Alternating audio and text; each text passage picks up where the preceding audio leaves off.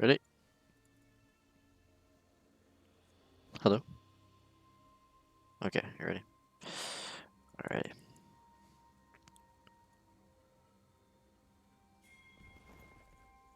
Okay.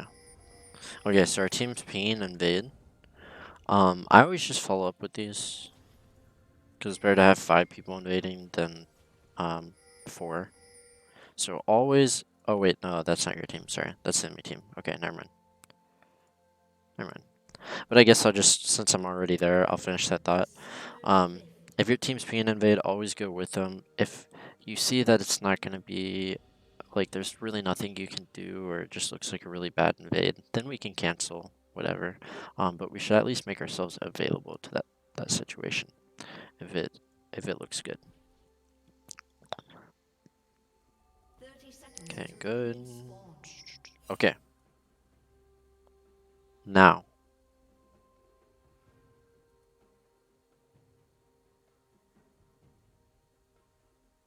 Okay. Okay, good. Wait, please don't do it. Please don't do it. Oh no, you're doing it. You're doing it. Do you know what I'm concerned about? No, no, I don't care about your team. Your team's in a good position, right? We're not too worried about that. Why am I concerned about you, like, being here? No, no, no, you did it. Okay, the issue is this. I knew you were gonna do this. This is an issue. Why is that an issue?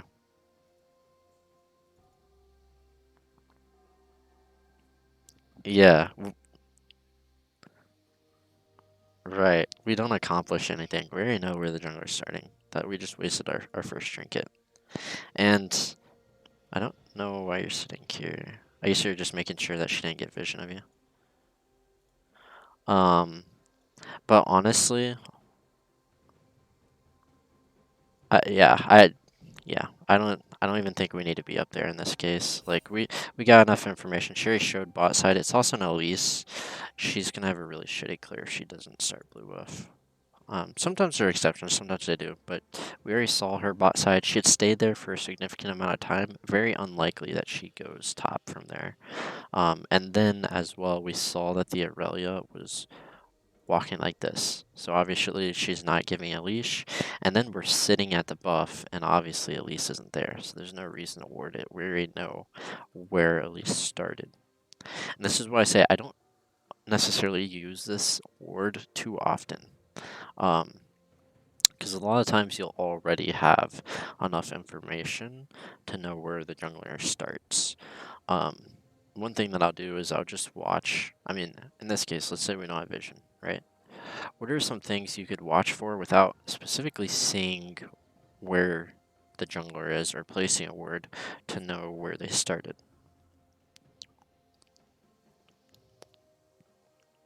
Yeah, right. So if they arrive late lane, let's say they both arrive late at the same time. How could you still tell who leashed?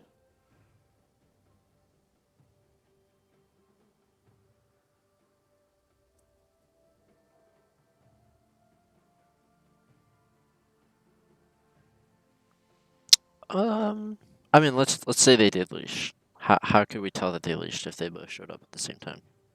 What is one thing we could look for? Exactly. Good. Yep. Any mana loss, health loss, that'll tell us as well.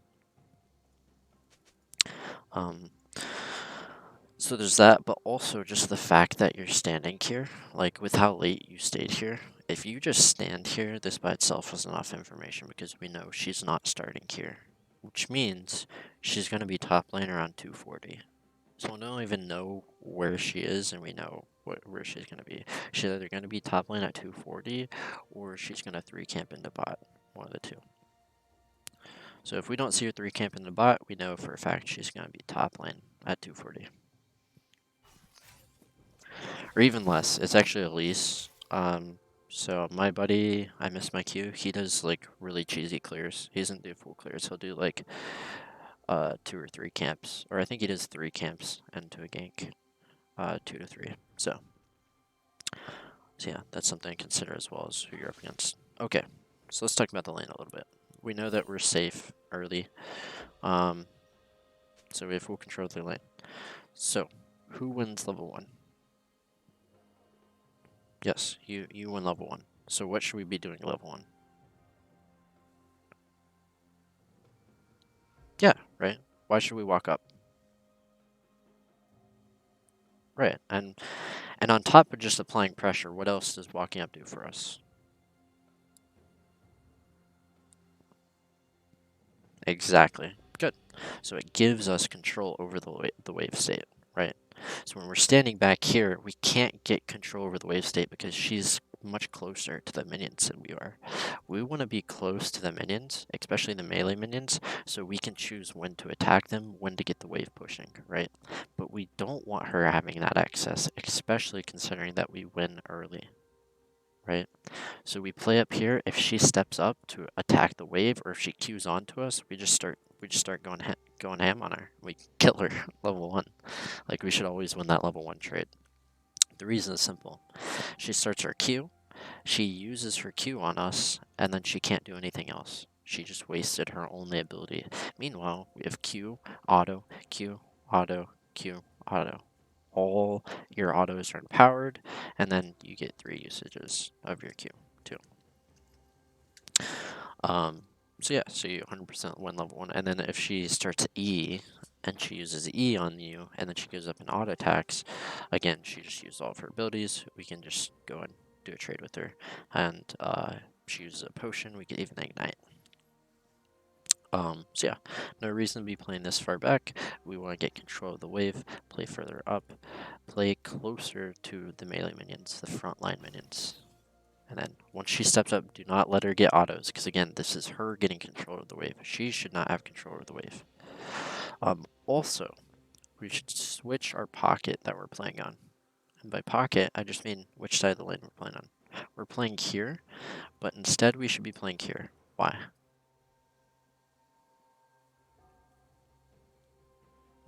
Okay, it doesn't have anything to do with jungle or like map or anything. Yeah, so that's a big thing. What else? Let's think about the positioning of the wave and the positioning of Aurelia. Why would it be beneficial to play like that?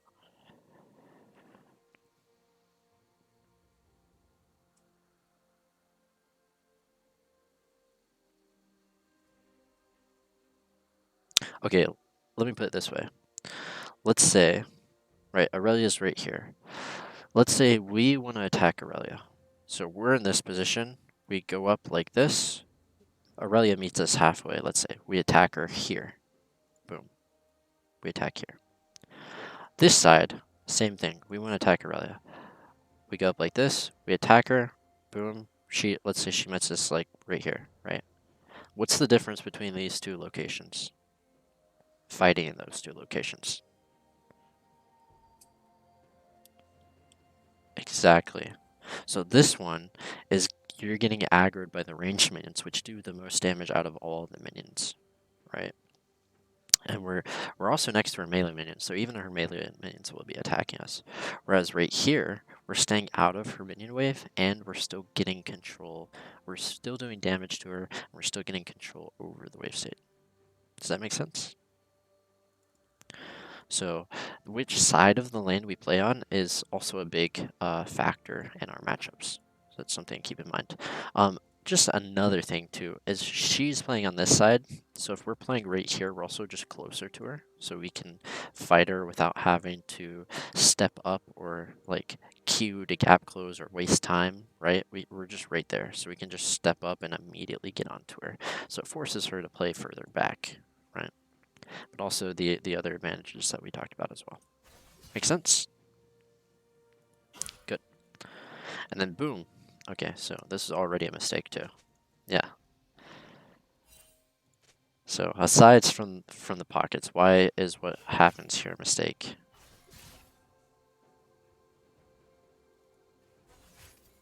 Ex Exactly, right? She only has one ability. She used it. All she can do is sit there and auto attack you. So, as soon as she Qs us, see this, boom. Again, we know we win fights. If we win fights, we take fights. Boom, she Qs us. We're missing this much health. Immediately pop a potion. Immediately, because we know this is going to be an extended trade, right? So we get our full usage out of our potion. We get it popped early, so we maximize our health, right? Immediately pop it. You start queuing her. Boom. You Q auto. If she pops a potion, you could even ignite to force. You could trade ignite for her TP if you want to, or you could try to force her out of lane and then save your ignite for the second time she comes back. Either way, we shouldn't be pathing backwards like this. We should be pathing into her, and while we're pathing towards where she wants to go, but we're also autoing her on the way, and then we auto Q, auto Q, auto Q, right? And then we'll win the trade. So we kind of just took free damage for no reason, and then we didn't respond to her doing her trade combo. You remember yesterday how we talked about trade combos? She just used all of her damage in her kit. She no longer has any abilities. And now it's our turn to do a trade combo because she used everything. And she's pushed up. So now we do our trade combo on her. And we equalize the trade. Because after she uses everything on us, she doesn't have any answer for our abilities. And just for the audience, this is why we always want to be extending our ability usage with our Qs, our W, and our E, so we always have an answer for whatever happens. If we use all of our abilities at once, now they can do a trade combo on us, and we don't have anything up to respond. So this is why you want to stagger your ability usage. And then something else we also talked about yesterday, be very deliberate about your ability usage. Don't use your shield to gap close if you don't need to gap close. Use your shield to shield damage. That's what it's for. Use your stun to deny an auto attack or to maximize your damage while they can't do anything, or to land a combo. Make sure you can stun them to use your wind slash so she can't Q away, right? So just maximize your ability usage and efficiency. And that's one thing that I always say in this matchup. That's really big that a lot of people won't do. Before I wind slash, I always stun her first. And I like to save my stun for that. Because that way she can't dance around and then we miss it, or she flashes away, whatever. We stun her, then we ult. She dies. Questions? No. Okay.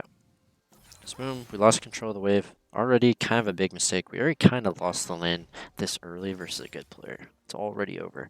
But it's Plat. We'll see some more opportunities to take advantage of here. So, do we want to be fighting her here?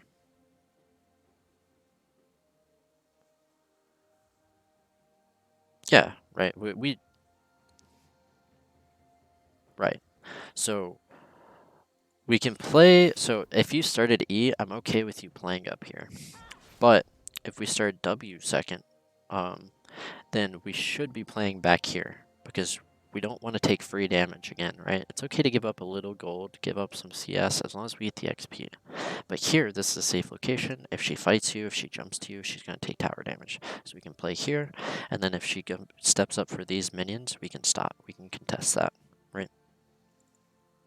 But we don't want to be taking free damage if it doesn't accomplish anything.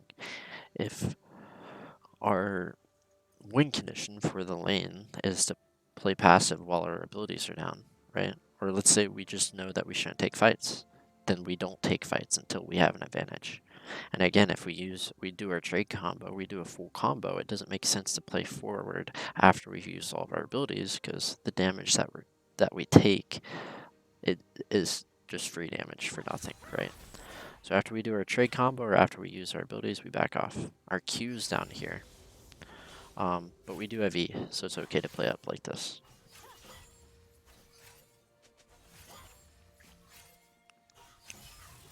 And when did you play this game? Was this after our session? Yes? Okay. Okay. Ooh, love this. I love this. Very nice. Perfect. You played that perfect. Beautiful. Now, Do we push? What do we do here? Do we push? Do we freeze? Slow push.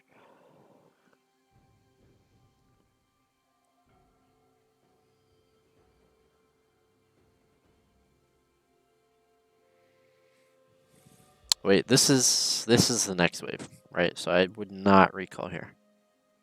Because the next wave from his minions still hasn't gotten here. Once it gets here, you're going to lose like 2 waves worth of minions. Not worth it.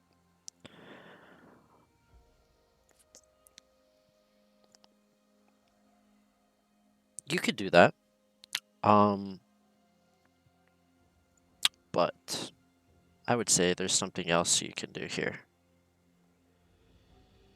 What do you think now?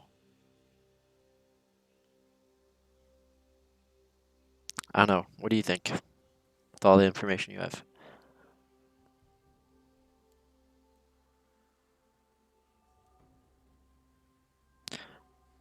Okay. Let's why can't I how do I toggle this? How do I keep this on?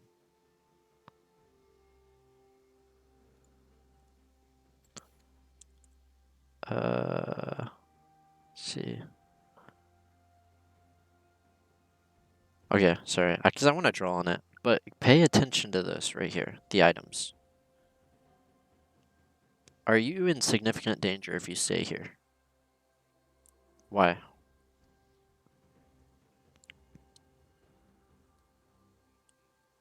Okay, what else? That's a very good. That's probably one of the most important things, but what else? Okay, what else? Just 2 more big things. I mean, I guess. But no, not really. What else? Graves is there, right? That's a big one. One more. What else is there? This one's with items. We already talked about that. What else? How about Aurelia's items? Yeah, she has a call. Does she have any kill pressure with a call? No, so she already gave up the lane before this even started. She said, I'm not going to go for kills. I'm going to farm.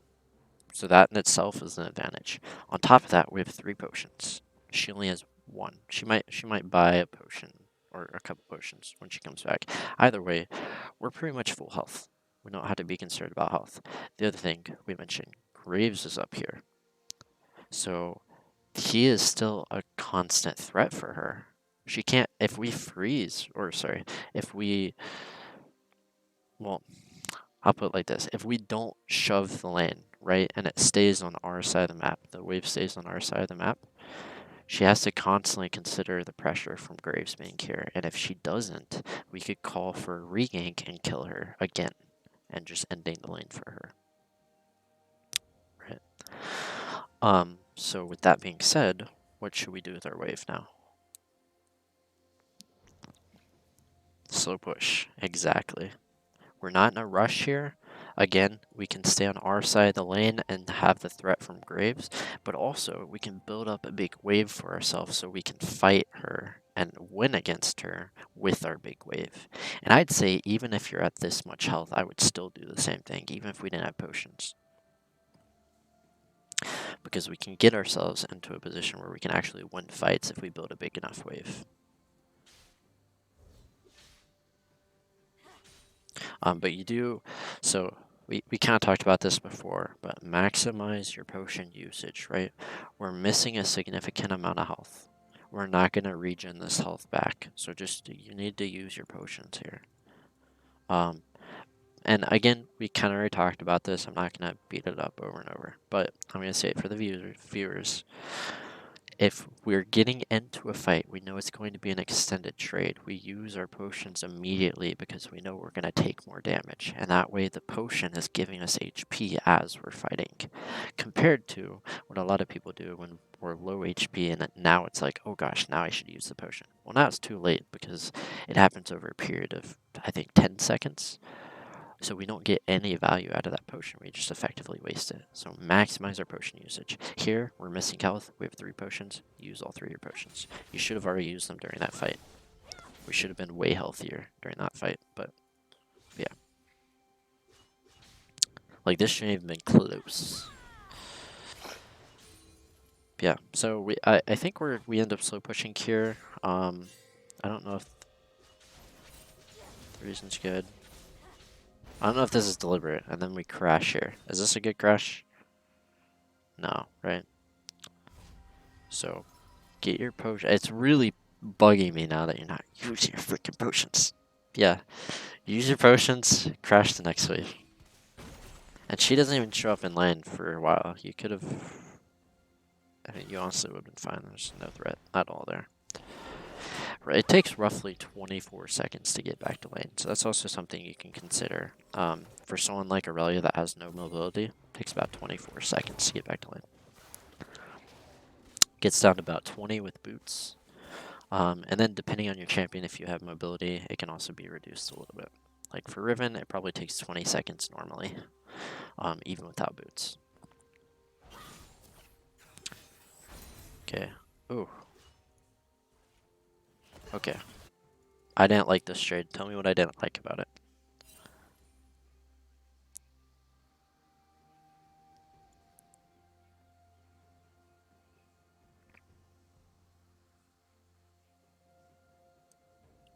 Yes. So yeah, we shouldn't be using our abilities to farm if we don't need to.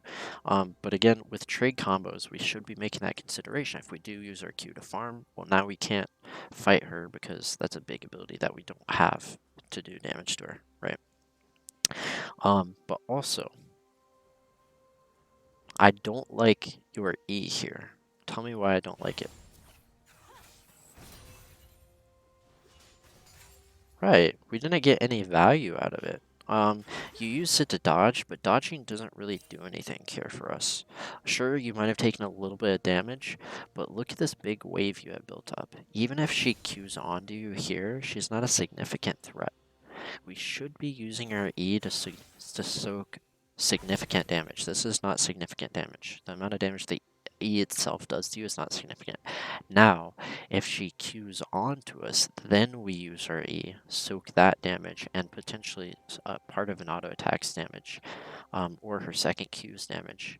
And then we can start doing our full combo. And she's inside this massive wave, so we should be able to destroy her. So there's really, we don't shield there because there's no threat.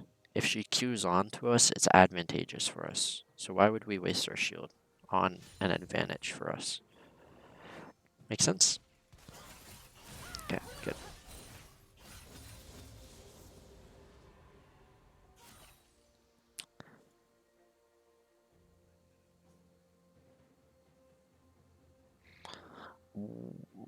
Okay, why can't we break this race?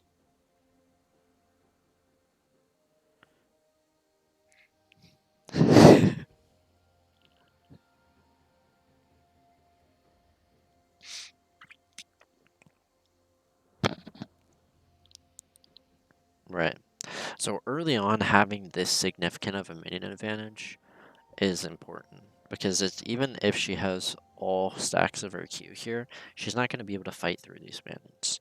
So again, if we stand at the center, let me also ask you this: why would standing here be better than standing here, or like standing back here or something? Why would we want to stand here? Exactly, yeah. And not only can all of your minions target her, but the ones that are closest to you have a shorter attack range. So that means that their auto attacks come off cooldown much quicker. So this is why it can be really good to stand close to your ranged caster minions, because when she Qs onto you, your caster minions that do the most damage are immediately auto attacking her and refreshing that auto within a very short period of time. So you're maximizing their damage as well. But in this case, you have a lot of minions. You just sit here, she Qs onto you. The melee minions as well as the range minions will come and help. So it's a very good position for you. The only thing that I'd be worried about is the jungler. And because you have Scuttle here, you could just toss a ward down and Tribush and you'd be good to go. You wouldn't have to worry about the jungler. But if we were tracking the jungler, we could know where they're at right now. And I'll say I don't actually know where they're at, but I'm assuming they're top side just because of the time. It's 5 minutes, so 2:40. They're usually top side. They're probably gonna stay there around 30 seconds or so, maybe even longer. Oh, it's probably gonna be longer than that. Probably like a minute, minute and a half. They stay top side. They come bot. They clear for 30 seconds or so, and then they come back up top.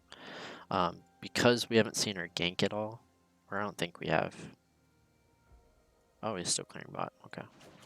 So he was actually sitting top for a while then, or was he? What the fuck? Wait. Okay, yeah. So he recalls at 4 minutes. Sorry, this isn't really relevant, but I'm kind of curious. What is he doing? Okay, run straight to scuttle. Okay. Okay. But either way, if we're tracking him, we can get a better understanding of where he's at. I didn't actually track him well because he's sprinted straight to scuttle. But yeah, if we don't know where he's at, we can throw a ward down Tribush, and then we have the scuttle as well. We have the Tribush ward. We're safe to get control over the wave. And then this, we shouldn't be afraid to crash. You can use your Q here. It's okay. Again, stagger your Qs. You only need 1 Q. But stagger your Qs, use it to push the wave, and then that's our lane win condition right now, right? We just want to get the crash in. That's it. So get the crash, and then you can back out. Because there's no reason to feel threatened by Aurelia here.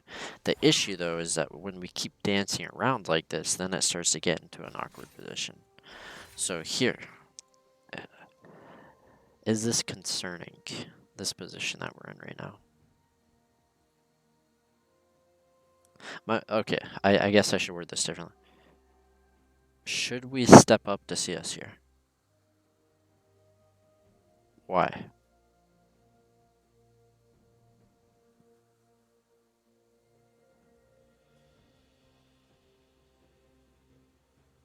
Yes, she would be.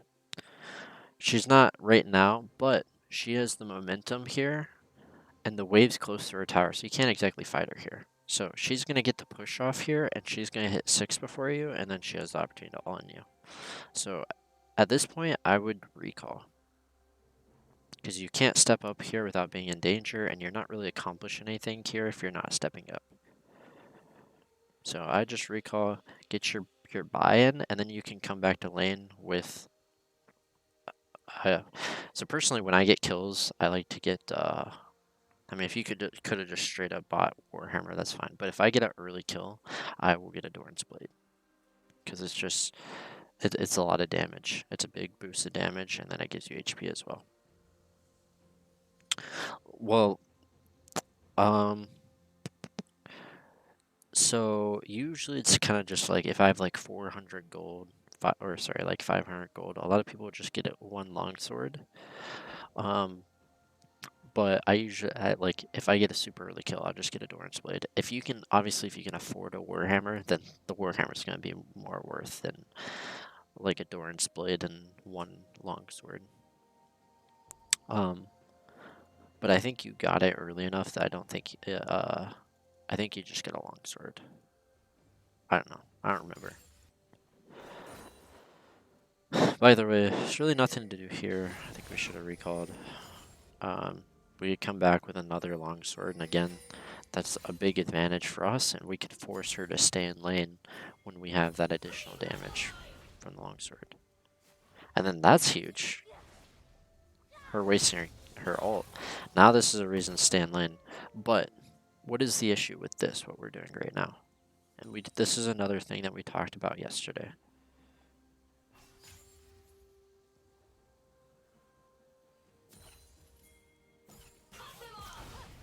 Yes, we already discussed that though. Let's say we know the enemy jungler's bot side, which I think he's not.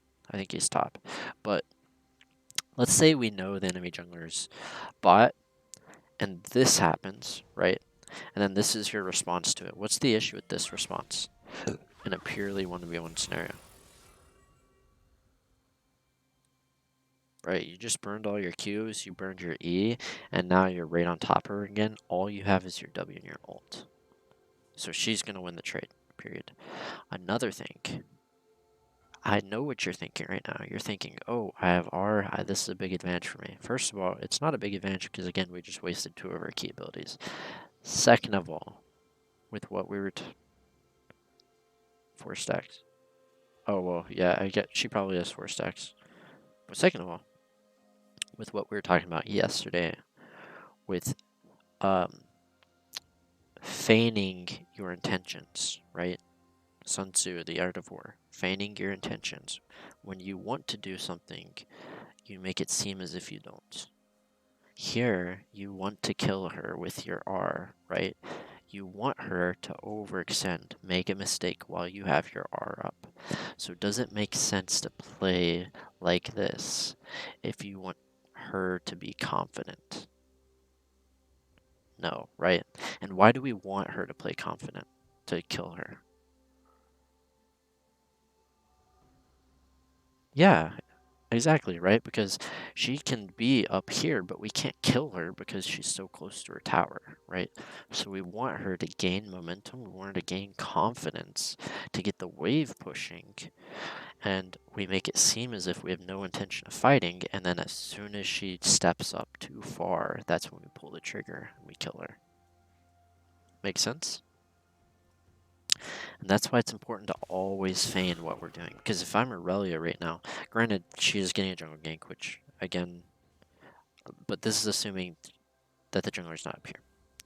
If I'm Aurelia right here and I see you walking up, it's like, oh, well, I just missed my ult. He has ult. It's clear that he's trying to capitalize on the fact that I just used my ult. So he's going to try to ult me here. So all I have to do is play back. And boom, now you just had a huge advantage, and now you can't get anything out of it because Aurelia knows exactly what you want. You played your hand. So that's why this is important. Feign your intentions. Make sense? Good, good.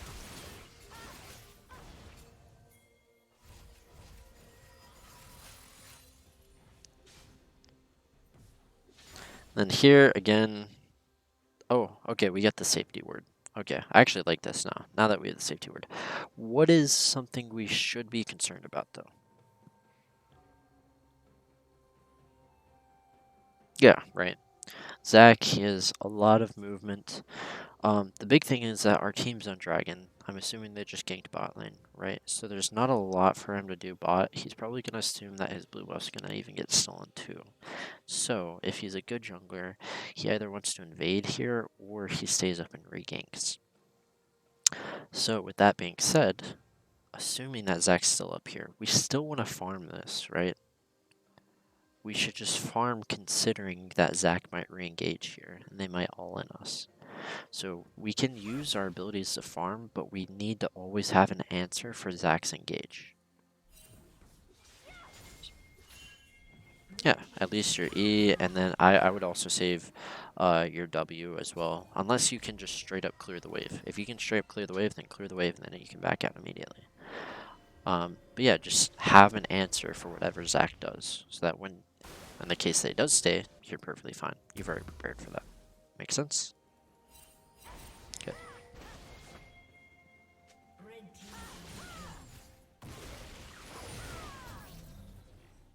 Okay.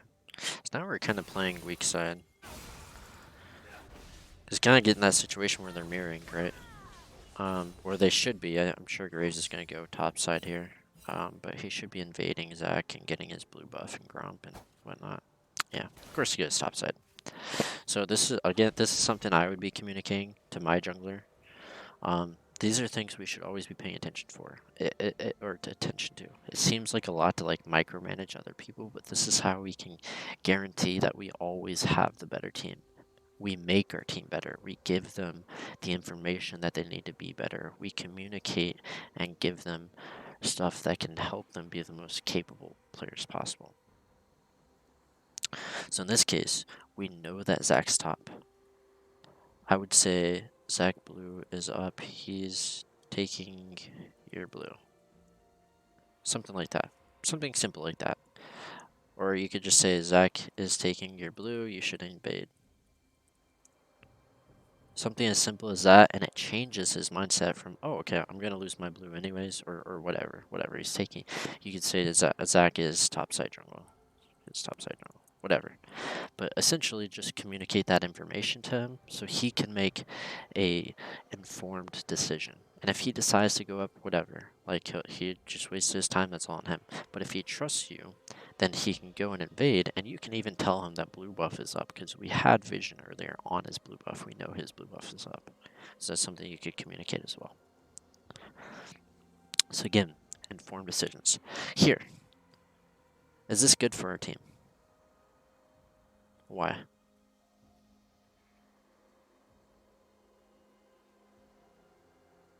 I mean, I guess, but Vladimir can just get away here, right? Okay. So what else could be concerning? Yeah.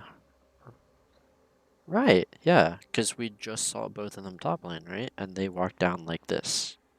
So this is why it's important we pay attention to their movements, right? They walk down this way. It means they're either getting Rift Herald right now, which they are getting. I guarantee you they're getting Rift Herald right now. But another thing is they could see people grouping up here. They could see Elise getting ready to gank here, and so they're sitting in this bush. Or they're sitting right here, right outside of vision. And then as soon as Vlad uses his pool, or maybe even before that, they engage, and then Vlad uses his pool, and then Elise uses her cocoon after he pulls. Or they could even just straight up tower dive since it's a 4v2. Right? So these are things we should be communicating. Just tell them, like, Zach and Aurelia mid. That's what I'll say. Or incoming mid. That's what I like to say, incoming mid. And then danger ping them, spam ping. Right? It's ping with intensity, spam ping. But yeah, this could turn out really bad for our team. Let's see where these two are at. I'm sure they're in Rift Herald. Yeah, of course they are. Another thing that kind of hints it, if you're listening to the background, you could actually hear it. Do you hear it?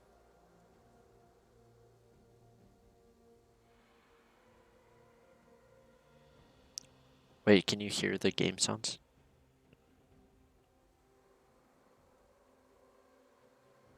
Okay.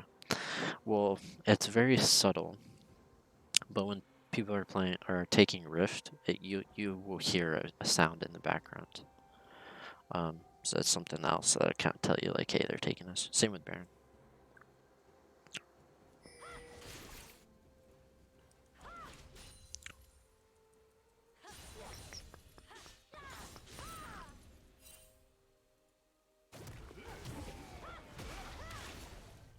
Okay. I'm trying to decide how I feel about this. I don't think I like the way he played this. First of all, okay. Well, okay, so I don't like your ability usage, but I also don't like the way you're positioning. So tell me how you could have played this better.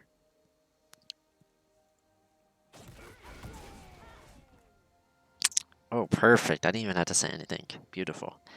Yeah, exactly. So that's kind of the big thing is kind of like isolating fights, like we were talking about in the last game, right? Aurelia's here. So Aurelia is thinking, I need to get from here to here. So if she has flash, she flashes onto you, and they can pretty much secure kill on you, even if you have flash, right? Or she knows you're gonna walk like this, she walks like this and meets you there. And now Zach's on top of you, he delays for her, she's able to jump onto you, now you can die, right? Instead, we walk into Zach, because we have information here, right? We know it's only Zach, and our Graves is actually here too. That doesn't matter though. We know it's only Zach here. So we walk into Zach like this, we hug our wall, and then we can wall hop over or we can just run away. And Aurelia has 0 chance to interfere with us. Make sense? And then also just the ability usage. So I save my abilities until I see where he's landing, because you can see where he's landing. And then you can use your Q and E's to get away from that. And then you can use another Q to dodge his grab thing. So here, you see that little black spot? So once we see the black spot, then we use our EQ to get away. And then we can use our other 2 Qs to dodge his grab. So boom, now we EQ. And then, Yep. You know he's automatically going to grab, so then you can try to dodge that as well. But Aurelia, for some reason, didn't walk up, so it turned out well for you.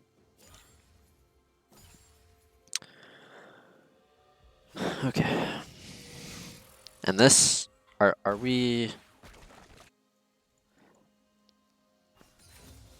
What's something else you could do as well? Yeah, exactly, right? So we only have 600 gold, so backing isn't too significant. It's 10 minutes. I mean, a longsword's kind of nice, but it's not too significant. What's more significant is this fight that's about to take place here, or the potential fight. So instead of standing here not accomplishing anything, because it's like we're not going to lose any minions, go here, sit in tri-bush, evaluate. Does it look like this might turn into a fight? Do we need to protect him? If so, run down. If not, then we can run away. So if we know that the mid laner is walking up, then we can ping Graves like, hey, this is dangerous. Or we can tell our mid laner come up and we collapse, do a 3-man collapse, right? But let's say we see their mid laner walk up like this first. We know Zach's here. Then we should be pinging this guy back because they could have information. They could be trying to collapse on him, and then we can just dip out as well. We're not committed to it. And yeah, that kind of goes into what we were talking about before. Like when it comes to like potential team fights and objectives, we don't want to commit to going to them. We kind of meet them halfway, right? We get to a halfway point, and we analyze like, hey, should we still commit to this, or should we get back to what we're doing, right? And then we don't overcommit to it, and yeah, gives us more options. Yeah, here it's a freeze. This is going to push into us, so we're not going to lose a lot of minions if we leave this wave the way it is. Even if she didn't shove it, it was on her side, and like it was a lot closer to her tower than it was ours, so the other wave would have gotten there much earlier for her and would have pushed it. But these kind of skirmishes are important to be there for. So it's important to get your early wave management to reflect participation, like your kind of your thoughts and like whether or not you want to participate in this. If you're not in a position to assist, then we can tell them like, hey, I don't want you taking this because it's too risky. But if we have the potential to get a crash or we can shove, then we can shove and then go and rotate so we don't lose anything. And now we can help in this fight for scuttle or whatever, right? Any questions so far? Okay, good.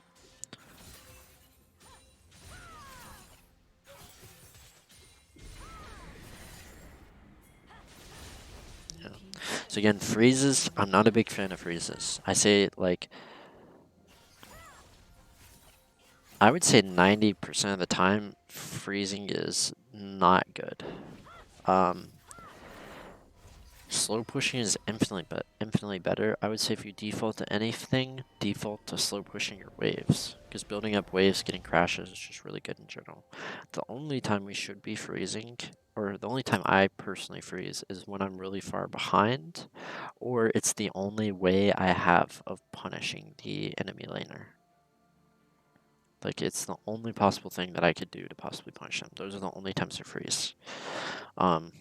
And if you're behind, it's only a good freeze if you can like defend it, like if it's in a good defensible position. So usually when I'm like when the waves in like this area over here, that's when I freeze. It's not really in lane so much, because if you generate a freeze right here and Aurelia is 5 and 0, she can just walk up and break the freeze, and it defeats the purpose.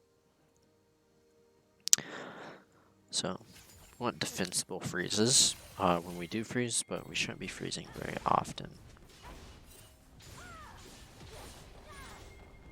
Okay, good. So again, I don't even know the way she was pathing. It's kind of weird, but it's safe to assume that she's recalling, right? There's nothing to do mid. Our jungler's dead.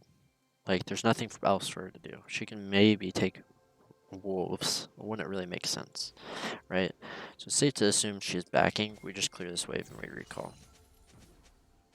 Whenever she leaves, we should always ask ourselves, what is she doing? And if it's something we should warn our teammates about, then we warn our teammates. In this case, she ran mid, so good. Yeah, so we see her mid, we cancel our recall, we ping these guys back, which Graves is actually doing for us. But yeah, it's obviously that they're going for a dragon play here. So we should be spam pinging these guys like, hey, fullback, they're about to die to a gank. And then we can sit here and get tower platings. Because again, we're going to lose the dragon anyways. Aurelia's bot, these guys are going to die no matter what at this point, but we can get platings out of it. Either way, we could have warned those guys much earlier and protected them from that gank.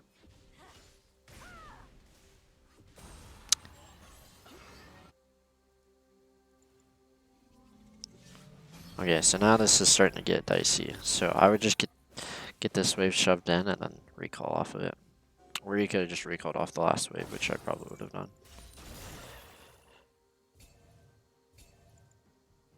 And we're freezing.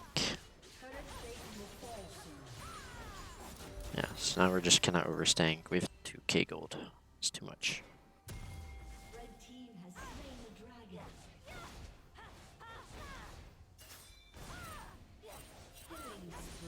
Alright, any questions so far? Oh, let's talk about this. What's going on? Okay. I mean, first of all, we kind of saw it there, so it's kind of obvious. But we don't have a lot of information. I don't really know where anyone's at.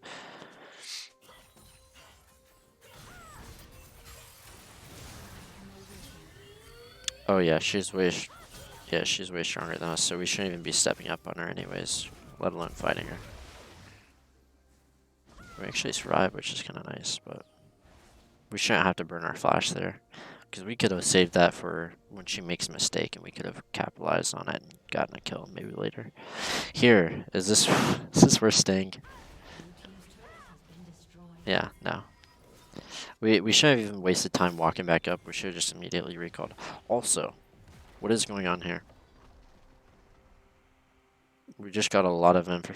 I mean, yeah, but we just got a lot of information.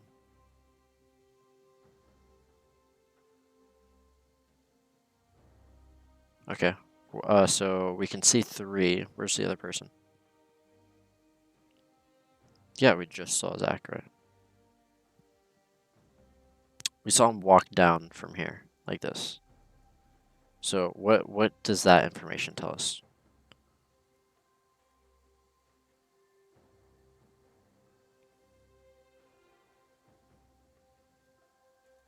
Yeah, he's somewhere on this squad. Right, so more than likely, he's going to get camps while we recall.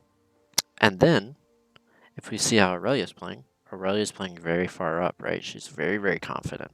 So even if we didn't see Zach here, instantly, as soon as we see her play this confident and start proxying, we should know Zach's up here. Because it doesn't make sense if he isn't.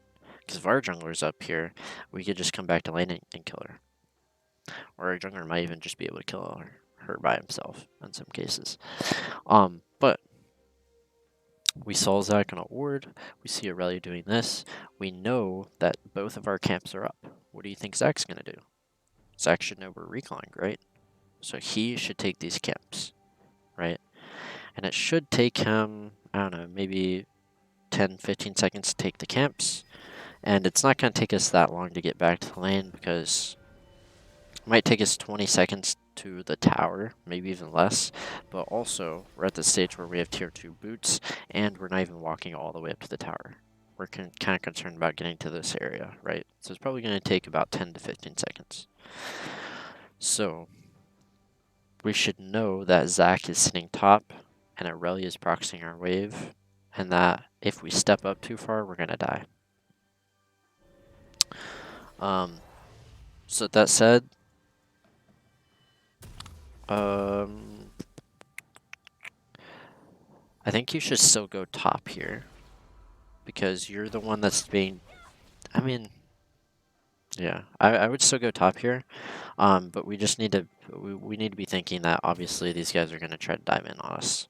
So as soon as we kind of pass this threshold, Zach's going to be looking to get a jump on us.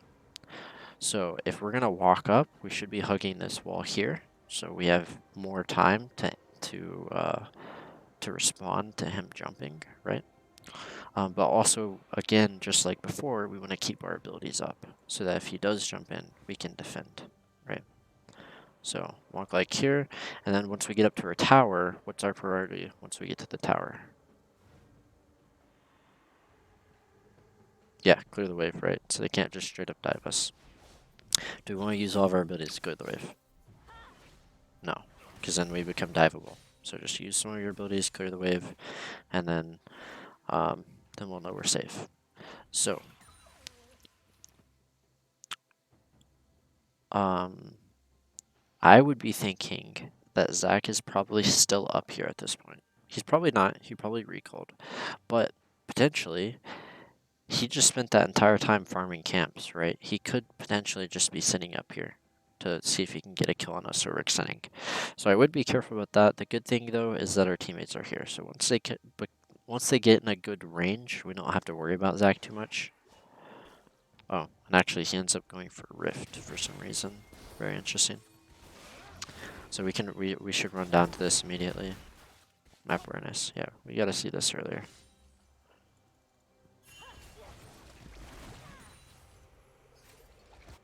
Okay. Yeah, nothing to do here. We can either go back top and push out the next wave, or we can just recall. I would. Yeah, I would probably just go. Yeah. So I would have went top here because Vladimir's bot. He's pushing bot. There's really nothing to do there.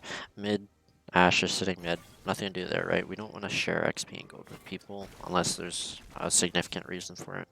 There's no chance of a team fight here. We're not going to win a team fight. No reason to contest the rift, right? At this point,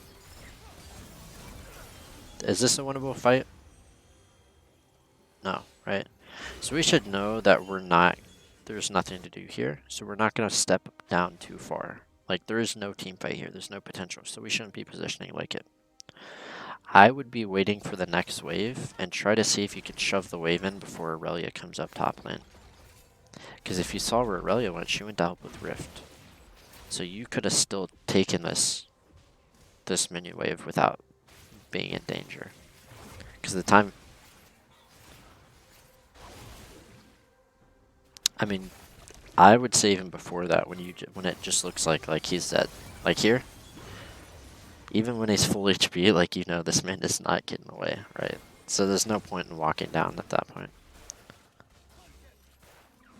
It's like right here. Right here. Yeah, he's obviously dead, so we don't need to worry about walking down.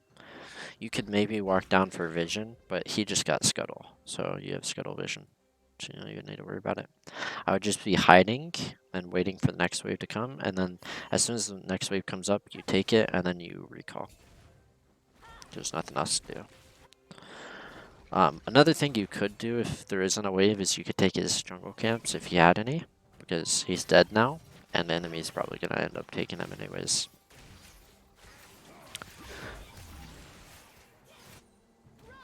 Yeah, it's an awkward position for us.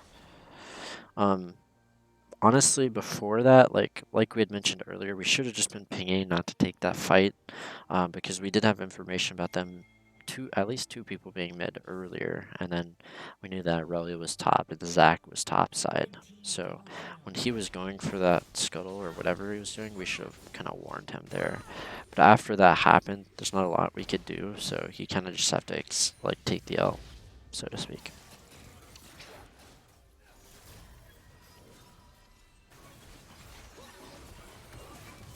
And then, generally, if we feel like a team fight's about to happen, we need to be there for it. So, like, you see these people starting to group up like this, and even before this, I think it starts to kind of look like it. Let's see. Yeah, like here, this is when I'd be like, okay, I need to be mid. Okay, well, maybe not, because I see it just died. Just kidding. But if you start to see people, like, group up, it's like, okay, this could turn into a team fight, we need to be there. If our win condition is team fights. In this case, actually, it wouldn't be. I'd just be getting picks or sidelining.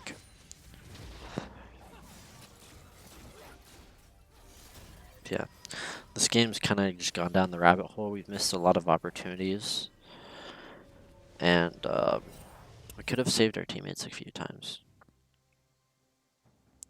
So let's kind of get into one of those points where it's at this point they've snowballed so much where it's hard for us to really have a big impact on the outcome of this.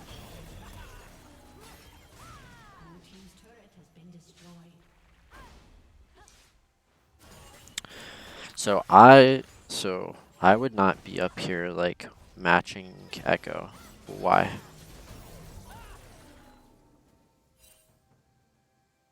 Right. What? So what are we accomplishing by defending this? Like why would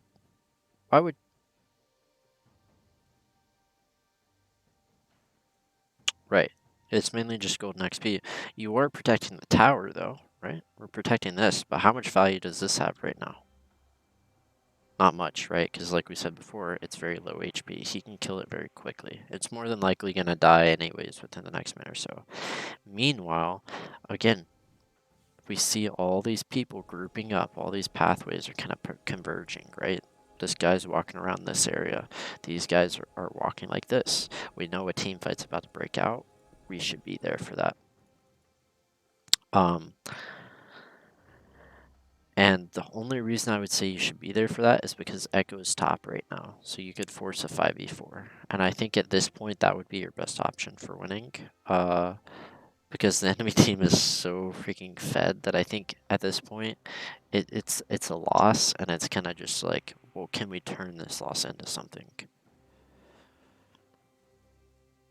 So you could try to side lane, try to split push. You could go for picks. Going for picks is something too.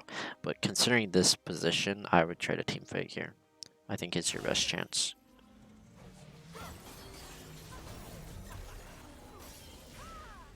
You guys actually have a pretty solid team. I think I think you'd have a solid chance of winning a 5v4, and even if you didn't win it, you could kill enough of them so they don't get a lot out of it, and you could get a bunch of shutdowns because they're all worth shutdown gold. When you're behind, trading even is really big because when you're ahead, you want to always have favorable trades. So trading even when you're behind is good.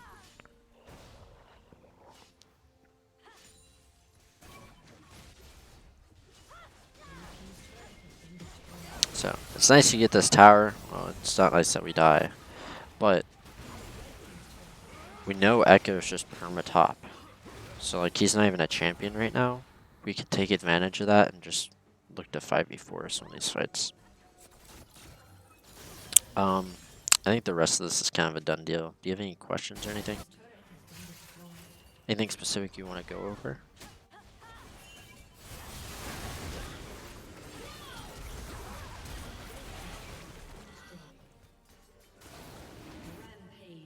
Okay. Do you understand why now? Okay.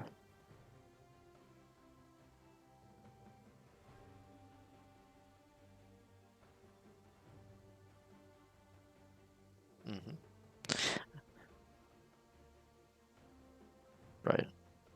And even without vision, just information, pay attention to where Zach's at on the map, track him, right? We know that he's roughly going to stay on each side of the map for roughly a minute, sometimes more, depending on what he's doing up there. Sometimes a minute and a half. Like, if you know he came topside without clearing any camps, and he was sitting in the bush and you had vision of him, and he was sitting in your bush for 30 seconds, you know he's probably going to be topside for at least a minute and 30 seconds, but maybe even 2 minutes. Because now he has to walk back to his camps and take his camps, right? So you can kind of use what info you have and the info that you don't have to predict where he's going to be with a very high likelihood or a high percentage of it being correct. And sometimes it's not correct, but with me at least, I'd say like 70–80% of the time it's correct.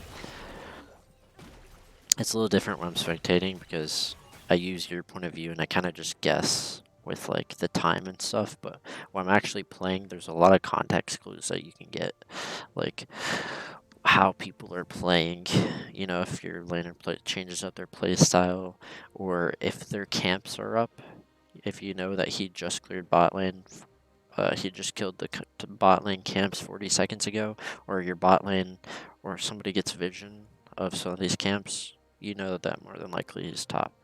So there's a lot of different factors you can use to kind of figure out where he's at. Yeah, I would say one big thing about top lane is like just not dying is one thing that we need to get better at. And especially when it comes to jungle ganks. Because the big deal about dying to jungle ganks is that now the jungler is going to take that gold that you gave him and he's going to affect all the other lanes with it. When he ganks mid lane, bot lane, he's going to have more gold and items to do more damage to get more kills. So at least if we're going to feed, we shouldn't be feeding the jungler. Okay, do we have any questions?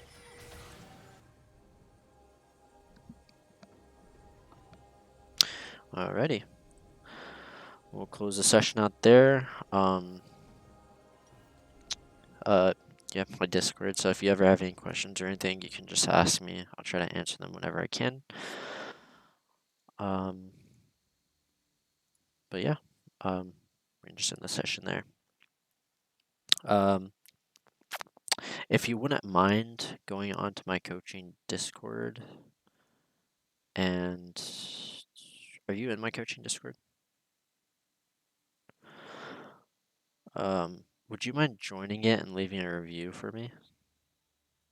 Okay.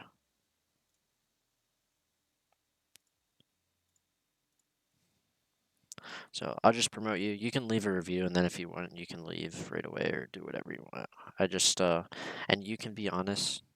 Leave whatever review you want, even if it's negative. I'll leave it up there just so people have an accurate representation of what my coaching is going to be like. Okay. There we go. Okay. I'm stupid. Where's my? There we go. Okay. Yes. You should have permission to post in it now. Yeah, with that said, I'll leave you alone. If you have any questions or anything, you can ask me over Discord. All right. Yep. Catch you later. No problem. Peace.